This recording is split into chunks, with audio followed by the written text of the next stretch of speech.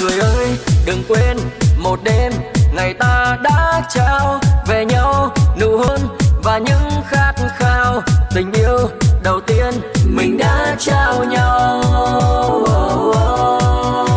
Nhạc lên nào ta hòa theo nhịp trong chát bum bum bum bum bum hòa với câu ca và ta cuồng quay cùng với DJ.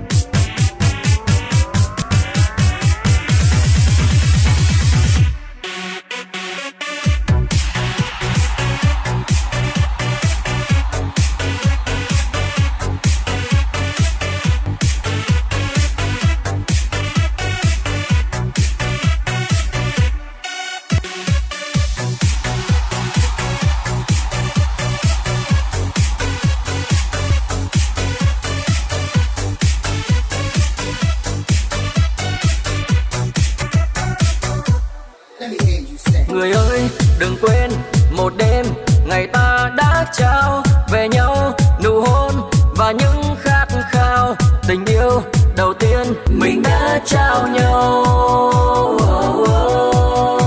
Nhạc lên nào ta hòa theo nhịp trong chát bum bum bum bum bum hòa với câu ca và ta cuồng quay cùng với DJ.